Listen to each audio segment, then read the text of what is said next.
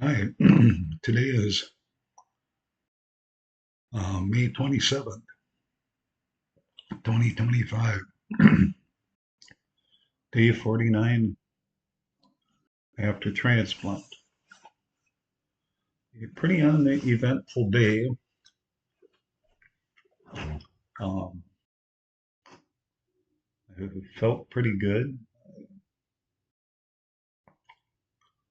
Actually, was able to focus and try and make some phone calls and deal with disability insurance issues. I talked to John from work for a little bit, uh, caught him up on things. Really, really, the first phone call that I've kind of made since this all started, with the exception as I called my mom one night, a few weeks ago. It's just with this chemo brain, it just haven't been really able to,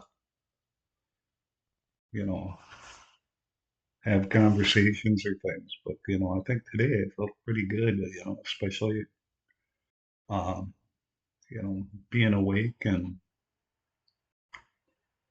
trying to accomplish some of this, I call it paperwork or, things I need to do for disability insurance.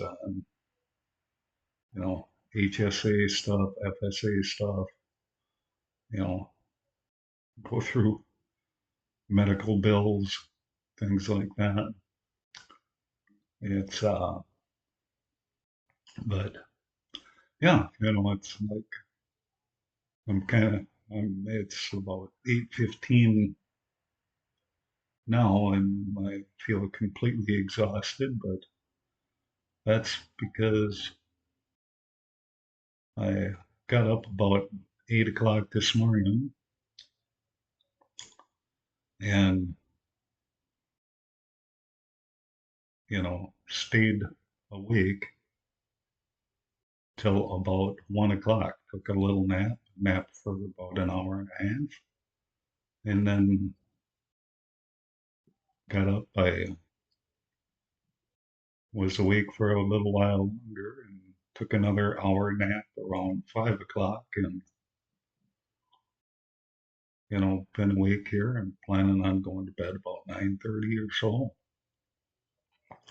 So, trying to work my way so I'm not sleeping all the time during the day and awake at night and or parts of it. B is just, I don't know, trying to get out of this rut of sleeping 20 hours a day. I don't know if that's normal or good or bad. But it's a question I have for the doctor, this morning. But personally, I don't like it. I feel like I'm just wasting my life away. But we'll see what they have to say. Uh, Other than that, it's like I said, day 49 after transplant. So tomorrow's day plus 50. So that means I'm halfway through these 100 days. And, it's like, I don't know exactly how defined that 100 days is, but, there's certain things that I can do and that I can't do during that 100 days. Um, you know, One of them is I got to be within 45 minutes of the transplant center, the U of M hospital. Uh, I cannot be left alone. I need a full-time babysitter. And that's been pretty much taken care of between, my wife, my two daughters, one of my daughter's boyfriends, kind of comes over here when to give those guys a break to, go out and go for a walk or run an errand to the store or whatever. But, I keep telling, oh, I'm fine if you're going to be gone a half hour. So, but apparently they told them that, I need 24/7 care around the clock. Uh, uh, the other thing is, I'm so immune compromised, it's like I only can go two places, they told me, the clinic for my appointments and home.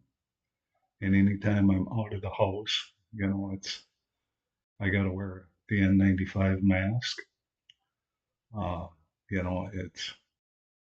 I can have limited visitors. They have to mask when they come into the house, or, you know, I've had some, come see me and we sit out on the patio and, we both have to wear masks. But, they want to keep that number of visitors very limited.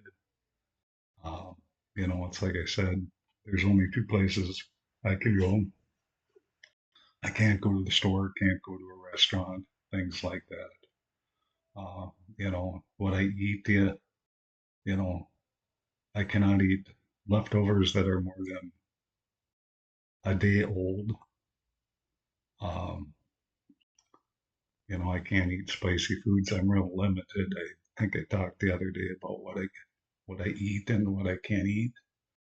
Um, my goals, my responsibility during this 100 days is to, keep myself healthy with this compromised immune system and go to my appointments and not get sick. It's kind of funny when the other day I was at one of my appointments and I ran into a guy I got to know in there who had a BNP, and in the hospital, it's you get to know some of the other people in there just from, everyone's out there trying to walk the halls, trying to do their hallway marathon, and it's got to know this one guy pretty well, and I talked to him at in the waiting room at the appointment or at the clinic, and he said, yeah, he got released and he was staying at what they call the Hope Lodge, which is a housing facility right down by, or on the U of M campus for people that, are being treated by the, you know, Unit 5C, the adult EMT unit. And, it's kind of if you live more than that 45 minutes, away from the hospital, it's an option for you to stay there with your caregiver. I don't know what it's like, but I'm assuming it's kind of like a, you know, hotel or, you know, somewhat of apartment building. You stay there with your caregiver. And, but, he was there and he spiked a fever and ended up back in the hospital for 5 days. And it's like, I don't know. I don't know any more about that Hope Lodge, but it's, I think, kind of like the Ronald McDonald House, for kids with cancer, where they stay with their parents when they don't have to be in the hospital, but have to be close to the hospital for treatments and things like that. So, but other than that, today it was kind of cool.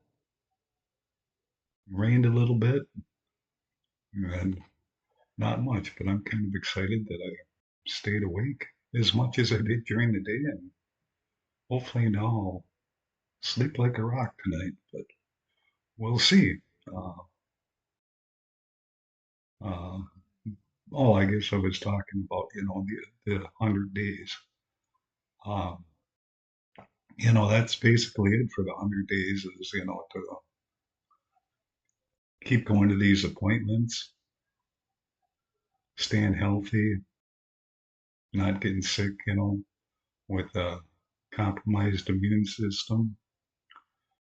But I guess some questions I have is that exactly 100 days, or is there things with your blood counts that they kind of go, okay, you're at that point where, you know, you do that and, you know, or, because I'm sure there's something to do with that when they take out that central line, the thing that I got in my chest that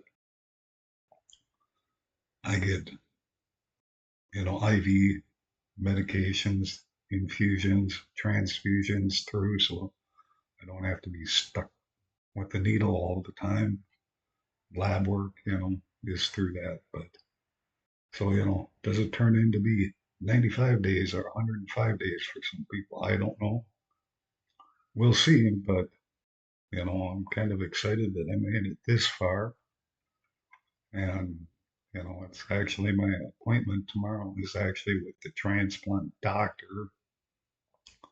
Uh, you know, a lot of times it's with someone, that's just on the team, like a nurse practitioner or um, PA or physician's assistant or something like that. And, if they kind of work with as a team with your actual transplant doctor. So since it's kind of an anniversary number, mine's with the transplant doctor. Hopefully they can tell me some results of what that last bone marrow transplant was. I heard some things that, you know, last week that didn't fully click in my head, but my wife caught it that last bone marrow biopsy, they forgot to order, or by mistake, didn't order one of the tests that they needed. So, to measure how far along. So hopefully I'll get the scoop on that tomorrow and have a little better understanding. So anyway, uh, I will let you go. Hopefully I'll talk to you tomorrow night. And thank you for following.